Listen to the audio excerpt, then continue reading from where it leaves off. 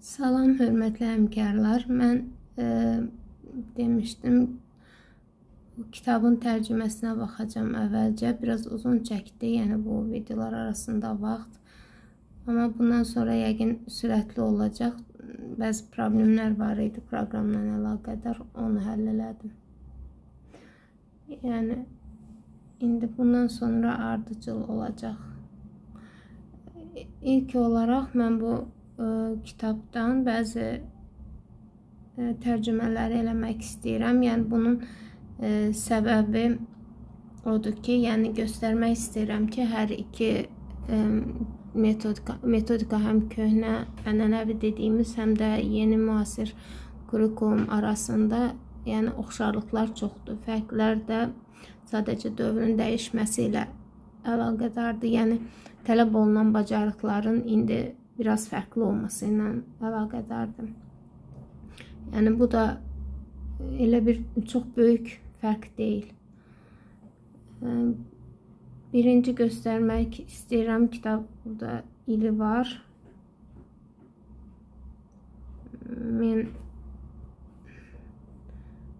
1960-cı ilin 1980-ci ilin kitabıdır.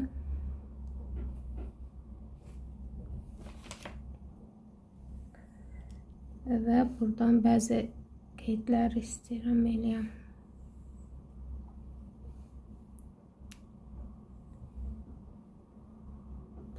Baxın, əvvəlcə ilk olaraq bəzi o miflər var ki, bu bizim təlimçilər iki yerə bölür, ənənəvi təhsil, müasir təhsil və onların fərqini göstərir. O fərqlər bu kitaba baxanda görünür ki, o fərqlər yəni elə bir şey yoxdur əslində. Baxın, ənənəvi təhsildə nə var idi? Bu ənənəvi dediyimiz Sovet dövrünün təhsilidir də. Təbii ki, Azərbaycan təhsili deyil. Sovet dövrünün, Rus dövrünün təhsilidir. Həqiqətən həmin dövrdə Rusiyada çox böyük alimlər də olub, yetişib o proqramla.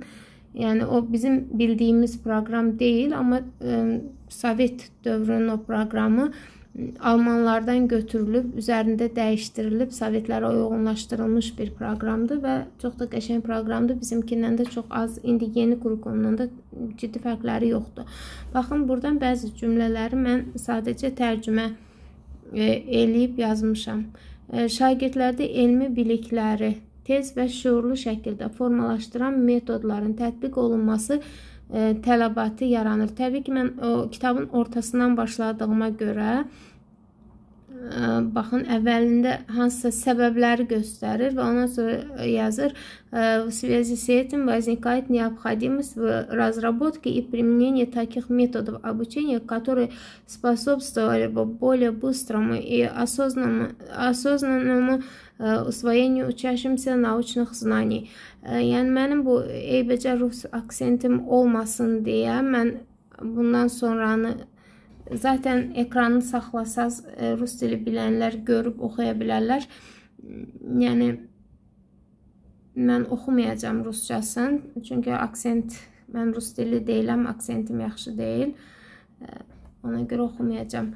Azərbaycancasını oxuyuram, bir də üzərində izah eləyəcəm. Baxın, burada yazılıb plan izuçeniya явлений hadisənin öyrənmə planını verir. Əvvəlcə o yuxarıdakı metodik hissəni tərcümə eləyim, sonra bunu artıq yazmamışam, o planı yazmamış üstündə tərcümə eləyəcəm. Yəni hamısının tərcüməsini yazmaq istəmədim. Bu məsələnin həlli zamanı birinci yerdə şagirdlərin ümumi kognitiv bacarıqlarının formalaşması dayanır. İndi düşünəcəksiniz ki, o vaxt kognitiv sözü yox idi, ya bu termin o vaxt bəlkə yox idi. Baxın, əgər bu обобщенных познавательных умений bunu birbaşa versəz tərcüməyə kognitiv bacarıq çıxacaq. O bir yana içərisindəkiləri oxuyanda da yəni bilirik ki, kognitiv bacarıq nədir və kognitiv bacarığın özünə də elə maraqlı bir tərif verir ki, bu, yəni mən bizim metodik vəsaitdə bunu görmədim. Bəlkə də var harasındasa. Mənim çox xoşuma gəldi. Ardını oxuyuram. Kognitiv bacarıq elmi məzmunu anlayaraq fəaliyyəti təşkil edən əməliyyatların rasional ardıcıllığını müstəqil şəkildə müəyyən etməyə əsaslanır. Yəni, elmi məzmunu anlayır, bu şagirdə aiddir, şagirdin bacarığıdır. Elmi məzmunu anlayır, sonra rasional ardıcılığı, göstərməli olduğu fəaliyyətlərin rasional ardıcıllığını müstəqil şəkildə müəyyən eləyir. Yəni, eləməli olduğu fəaliyyəti özü müəyyən eləyir, hansı ardıcılıqla eləsin, nəyə də əsaslanır, məzmuna əsaslanır. Yəni, o biliyə əsaslanaraq fəaliyyət göstərir və fəaliyyətin ardıcıllığını müstəqil müəyyən eləyir. Bu şagirdin bacarığıdır. Ardınca, bu bacarıq geniş tətbiq xassəsinə malikdir. Hər hansı bir fənnin öyrənilməsi zamanı formalaşarsa, digər fənlərin, materialların öyrənilməsində, sərbəst öyrənmədə və praktik fəaliyyət zamanı tətbiq oluna bilər. Yəni, o qədər indiki proqrama uyğundur ki, mən məcbur göstərirəm ki, buradan istəyirəm göstərəm ki, yəni bu cümlədir, buradan sadəcə söz tərcümə eləmişəm də, yəni onu başqa bir şey yoxdur. Baxın, buradaydı. Будучи сформированы на уроках по какому-либо предмету при изучении какого-либо материала, они успешно могут применяться при изучении других предметов в работе по самообразованию и в практической деятельности. Yəni, cümləni söz tərcümə eləmişəm və belə bir şey alınıb ki, bu bacarıq geniş tətbiq xassəsinə malikdir. Hər hansı bir fənin öyrənməsi zamanı formalaşarsa, digər fənlərin materiallarını öyrənməsində, sərbəst öyrənmədə və praktik fəaliyyət zamanı tətbiq oluna bilər. Bu zaman ədəbiyyatla sərbəst işləmə, sərbəst müşahidə aparmaq, təcrübə qoymaq, hesablamaq, qrafiki və ölçmə bacarıqları formalaşır. Bu cümlə nəyə aiddir? Müəllimin dərsdə bilirik ki, fizikada əsas məzmun olaraq fiziki hadisələr, fiziki qanunlar, bir də fiziki nəzəriyyələr öyrənilir. Baxın, müəllim onların heç birini tək-təklikdə öyrətmir. Yəni, bütün hadisələr üçün, bütün qanunlar üçün və bütün nəzəriyyələr üçün hər biri üçün ayrı-ayrılıqda araşdırma planı tərtib eləyib. İndi mən sadəcə onun birinə, hadisələr üçün olanına baxıb tərcüməsini verib, üzərinə bir misalla izahını verəcəm. Amma başqaları da var. Baxın, bu hissədə burada göstərir, fiziki hadisə üçün müəllimin hazırladığı plan. Bunu şagird nə edir? Planı götürür, hər hansı tutaq ki, bir göy qurşağı hadisəsini müəllim öyrətməlidir. Göy qurşağının yaranması fiziki hadisədir, bunu öyrətməlidir. Bunu öyrətmək üçün müəllim şagirdlərə plan paylayır. Şagirdlər indi bunu yazmayıb, qeyd eləməyib, qrup şəklində də ola bilər, cütlər şəklində də araşdıra bilərlər. Onlar ədəbiyyatdan istifadə edirlər. O dövrlə indiki dövrün ədəbiyyat fərqi var. Onların ədəbiyyatı, yəni istifadə elədikləri resurs, dərslik, bir də müəllimin kənardan çap edib gətirdiyi ola bilər ki, bir vərəqdə bir məqalə olardı. Bizdə o araşdırma resursları genişdir, yəni bizdə ola bilər internet resursu olsun, başqa müxtəlif vəsaitlər olsun, yəni bizdə video material olsun. Bizdə daha indiki dövr üçün, yəni fərq bir dənə odur ki, işin gedişi eynidir, fərq resurslardır. Ki, o dövrün resursu ilə indiki resurs eyni deyil. Baxın, bu fiziki hadisə üçün plandır. Ardınca baxın, plan деятельности при изучении законов, bu qanunların öyrənilməsi planıdır. Planlar məzmunu ayrıdır, fərqlidir. Plan изучения teori, nəzəriyyəni öyrənmə planı. Hər biri planla öyrənilir və qeyd olunur ki, bu planlar, mən onu yazmamışam, onun tərcüməsini, sadəcə buradan görürəm, yəni oxumuşdum onu. Yazır, baxın bu hissəyə baxın.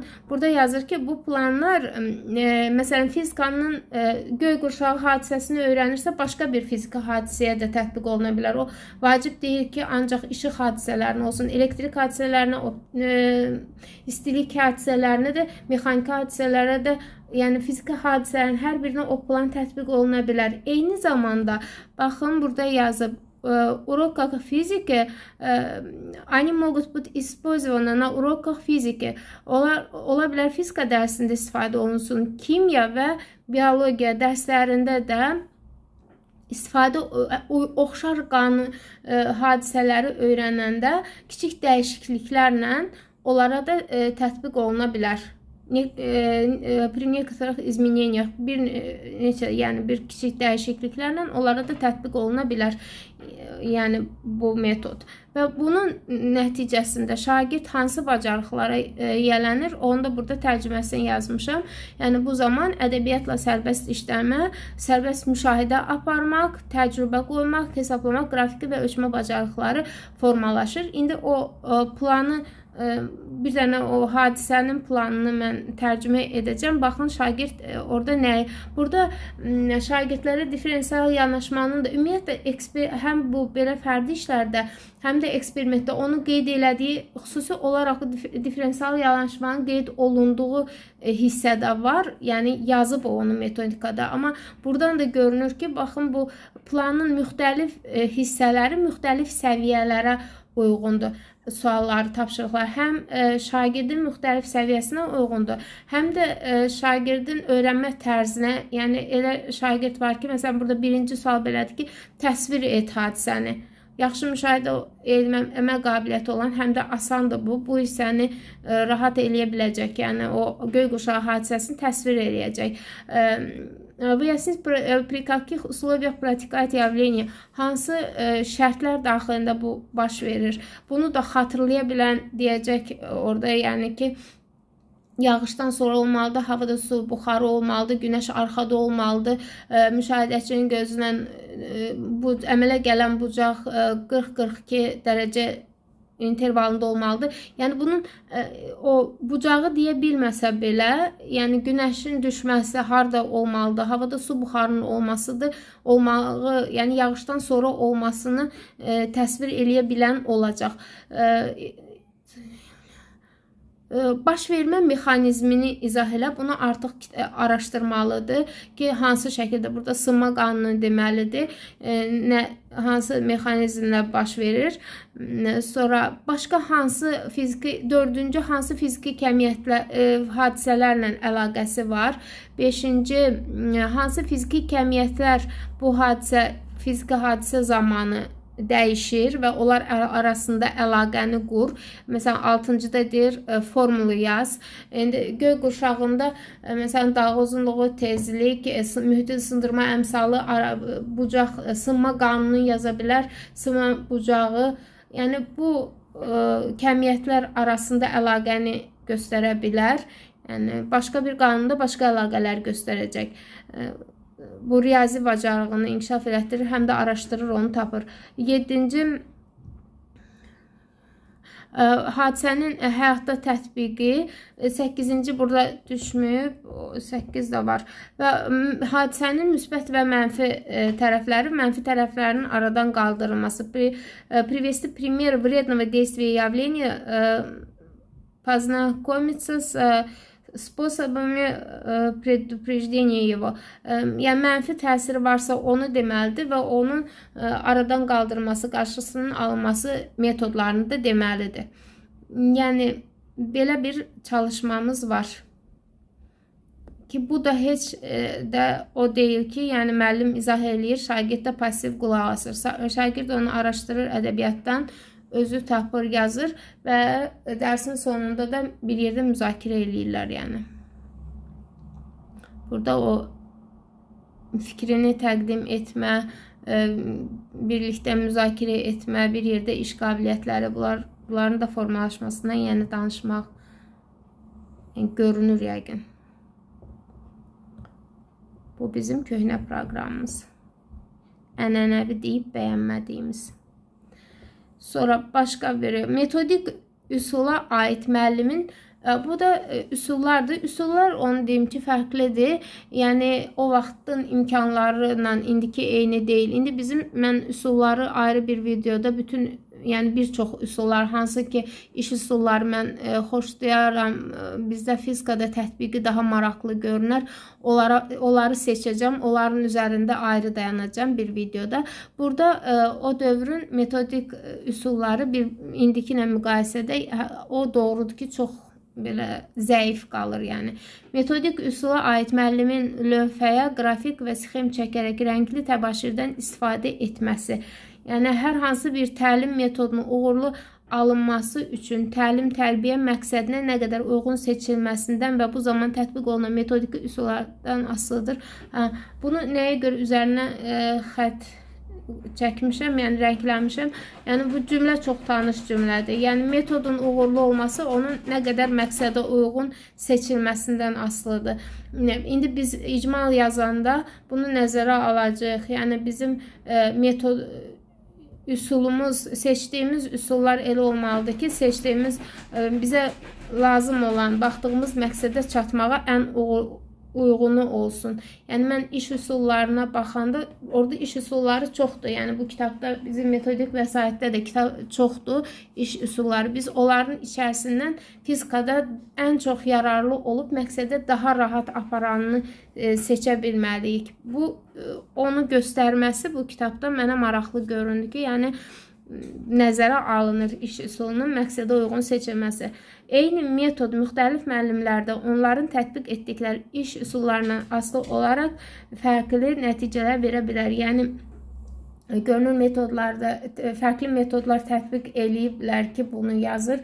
Yəni bir iş formaları, indi metod yazmışam mən, o iş formaları məsələn cütlərlə işləyiriksə və yaxud qrup işidirsə, o qrup işində hansı üsulu seçməyimiz keyfiyyətə təsir göstərəcək.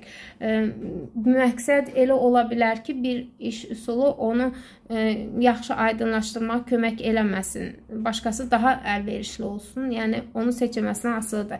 Materialın emosional təqdim olunmasını təmin edən üsullar xüsusi əhəmiyyət kəsb edir. Bu üsullar müəllimin izahına və qarşılarına qoyulan problem həllinə şagirdlərin diqqət və marağını artırır. Materialın emosional təqdim üsulunun da o vaxtdan, yəni bu kitabda görmək maraqlı idi. Mən bunu müəllimin şəxsiyyətinə və fənnə sevgi yaradılmasını görə bilirəm, yəni mən belə hesab edirəm. Emosional üsul, yəni müəllimin həm özünə bir münasibət olanda şagird o fənni həvəslə oxuyur, həm də fənnə sevgi. Yəni müəllimə sevgini yaratmaq daha rahatdır. Çünki bizim uşaqlar o qədər qayğı, acılığı yaşayırlar ki, elə böyüklərimiz kimi. O qayğını görəndə, təmənnasız qayğı görəndə onlar çox bağlanırlar müəllimə. Yəni bu hissəni yaratmaq daha rahatdır. Nəinki indiki devirdə fənnə olan marağı yaratmaq. Amma yəni fənnə olan marağı da yaratmaq, mən indi baxdım, bu əvvəl bizdə vəsait o qədər çox deyildi. Ya olan vəsaiti də araşdırmaq zaman alırdı deyə müəllimlər ona, elə mən də ona çox həvəsli deyildik ki, fənnin həyata tətbiqini çox qabartmaqla şagirdlərdə həvəs əslində fənnə yaratmaq olur. Sadəcə ona çoxlu araşdırma lazım idi, kitablar axtarmaq, onları tapmaq. Amma indi bu süni intellektin köməyi ilə bunu tez eləmək olur. Yəni istədiyin bir qanunu ya hadisəni yazıb, onun həyata tətbiqini, mənfi, müsbət tərəflərini soruşub, oradan informasiyanı alıb, üzərində bəzi dəyişikliklər eləməklə çox qəşəng təqdim eləmək olar. Yəni, əvvəllər həmişə mən bunun müəllim tərəfini çox istifadə eləyirdim. Amma indi bu süni intellekt sayəsində fənnə yaranan sevgini düzəltmək daha rahatdır deyə düşünürəm. Yəni düzdür, hərəsinin öz yeri var, o da ayrı. Daha bir səhifəmiz bizim. Şagirdlərdə dünyaya materialist baxışların ədalətliyinə inan, yalnız fiziki anlayış və ideyaların izahında maksimal inandırıcılıq, əsaslandırma və tamamilə dogmatizmdən imtina edilməsi şərti ilə formalaşa bilər. Yəni bu dogmatizmi burada görəndə çox təəccübləndim. Yəni indiki resurslarda mən rast gəlməmişəm. Yəni şəxsiyyətin formalaşmasında şəxsiyyətin fikrinin olmasının, şəxsi fikrinin olmasının formalaşması qayğısına qalmaq Sovet dövləti kimi bir dövlətdə, Sovet dövründə vəsaitdə, yəni metodik vəsaitdə görmək, yəni həqiqətən təəccüblü idi. İndiki bizim vəsaitdə böyük ehtimal yoxdur. Bu o deməkdir ki, dogmatizm, yəni aldığı məlumatın dərslikdə var deyə belədir olmasın, olmaması tərbiyə olunur. Yəni insanın aldığı məlumatı araşdırma xüsusiyyətinin formalaşması. Bu bizim tənqidi təfəkkürün formalaşmasıdır. Yəni bizim dərsliklərdə o variantda var ki, tənqidi təfəkkür formalaşır, aldığı informasiyanı təhlil edir. Yəni onu birbaşa kitabda var deyə belədir, hardansa eşitmişəm deyə belədir. Yəni kimsə dedi, mən eşitdim, ona görə qəbul elədim, belədir, olmur. Yəni onu araşdırmaq, təhlil etmək qabiliyyəti formalaşdırılır. Yəni bunu gördüm, tərcümə elədim, çünki mənə maraqlı gəldi ki, o dövrdə varmış. Şəxsiyyət formalaşdırmada təbii ki, bu dogmatizmdən imtina məntiqi tənqidi düşüncənin formalaşmasına səbəb olur. Aydın məsələdir. Sonra eksperiment aparmaq.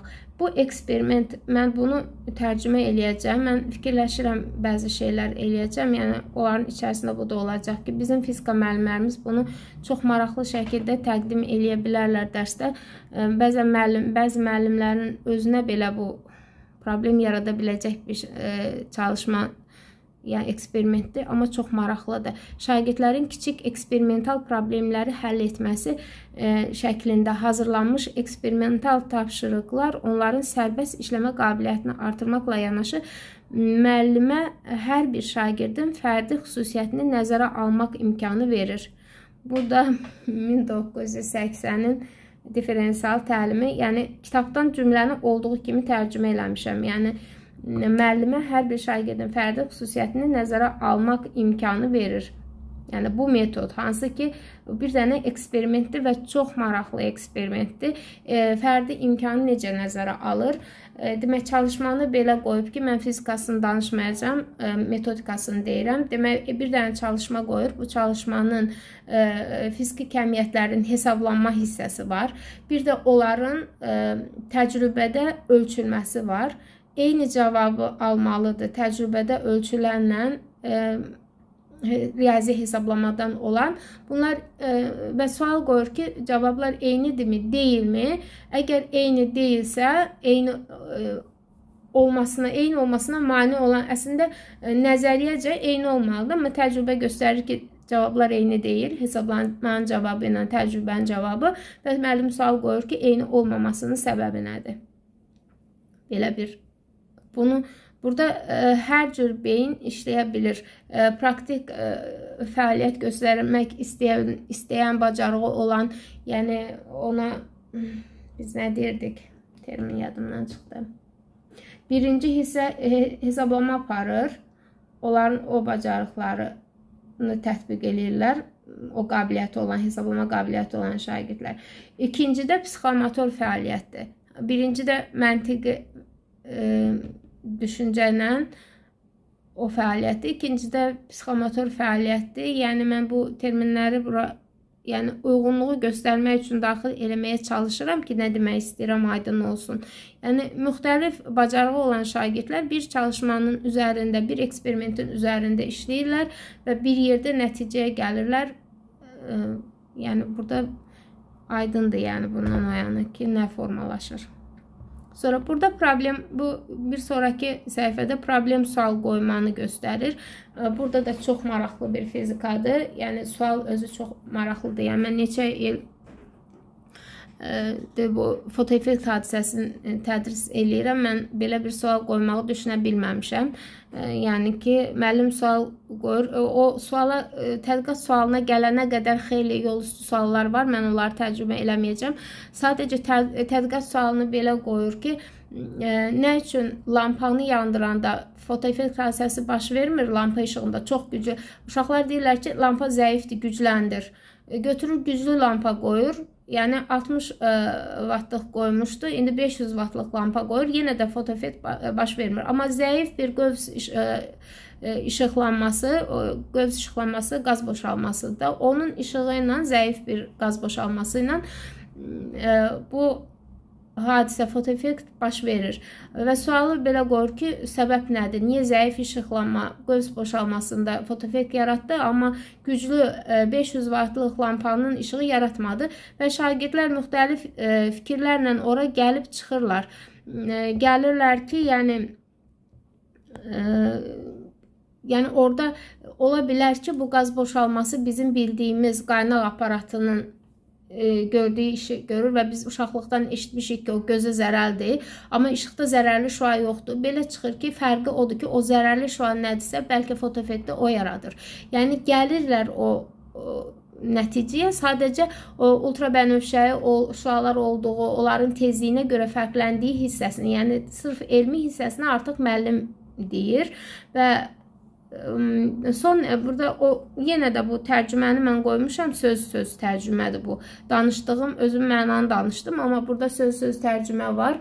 Yəni, oxuya bilərsiniz. Son nəticəni müəllim demiş olsa da, belə müzakirə zamanı şagirdlər özlərini hadisənin içərisində hiss edir, daha həvəslə öyrənir, rahat anlayırlar. Bu, artıq oradan tərcümədir. Yəni, baxmayaraq ki, son nəticəni müəllim deyir, amma bu problem sualın qoyulması və onun araşdırması şagirdləri hadisənin içərisində özlərini hiss eləmələrinə səbəb olur. Yəni, bu da bizim yeni öyrəndiyimiz metodikanın köhnə variantıdır. Yəni, həmin şeydir.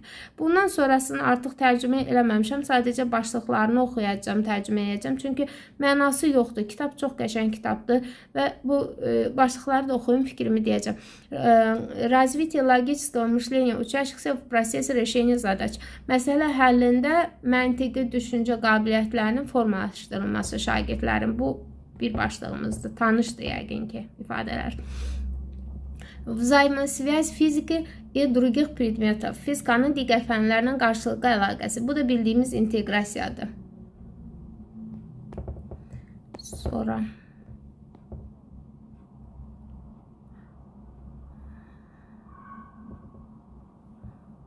роль межпредметных связей в формировании у учащихся понятий, умений и навыков. Fənlər arası əlaqənin şagirdlərin anlayış, bacarıq və vərdişlərinin formalaşmasında rolu. Bu da tanış başlıqdır. Yəni, və salam. Bu da bizim inteqrasiyamızdır. Yəni, bunların hamısını göstərməkdə, deməkdə məqsədim o idi ki, bu da bizim yeni mənim oxuduğum kitabdır. Bilmirəm, bəlkə başqa vəsaitlər də var, mən bundan istifadə edirəm. Yəni, mən nəyi demək istirdim? Baxın, bura nə üçün, mən onu niyə tərcüməsini dedim və əslində sübut eləməyə çalışmağım ki, bizim ənənəvi dediyimiz üsul heç bir üsul deyil, o Azərbaycan sayağı üsuldur, elə bir üsul yoxdur. Sovetin dövründə olan o həqiqi ənənəvi üsulda almanlardan götürülmüş və indiki bizimkindən sadəcə zaman, fərqli zamanlarda olduğuna görə texniki inkişafın fərqli olması, yəni dövrün dəyişməsi hesabına yaranan fərqlərdir. Ciddi, əsas məzmunda elə bir fərq yoxdur. Baxın, nə üçün şagirdlərin oxumaq həvəsi yoxdur, nə üçün müəllimlərin yeni proqramla işləmək həvəsi yoxdur, nə üçün valideyn məktəbdə normal təhsil tələb etmir, valideynin də ona marağı yoxdur. Çünki məqsədlər fərqlidir. Şagirdin məqsədi ali məktəbə daxil olmaqdır. Valideynin məqsədi övladının ali təhsil almasıdır. Müəllimin məqsədi 30 bal toplayan şagird yetişdirməkdir. Təhsil sisteminin məqsədi şəxsiyyət yetişdirməkdir. Yəni, bu yuxarıdakı üçündə nə vaxt olsa, onda müəllim də yeni proqramı öyrənməyə həvəsli olacaq, şagird də müəllimini eşitməyə həvəsli olacaq, valideyn də müəllimdən məktəbdə dərs keçməsini istəyəcək. Çünki şəxsiyyəti repetitorlar formalaşdıra bilməyəcək. Yəni, bu müəllimin, valideynin birlikdə məktəbin görməli olduğu işdir. Məqsədimiz nə zaman ki, şəxsiyyət yetişdirmək olacaq, onda hər iş qaydasında olacaq. Hələ ki, ora getmədiyimizə görə mən bunu ona görə dedim ki, bizim məqsədimiz fərqlidir deyə bunu proqramın üzərinə atmayaq. Yəni, sadəcə məqsəd fərqlidir deyə o proqram bizə gərəksizdir. Bu qədər. Və mən gələn bir sonraki videoda artıq başlayacağım icmalı hazırlamaq üçün nə etmək lazımdır ona. Bir də bundan ChatGPT-də necə istifadə eləyəcəm ona. Yəni, ikinci videoda artıq ona başlayacağım. Hələlik bu qədər. Sağ olun.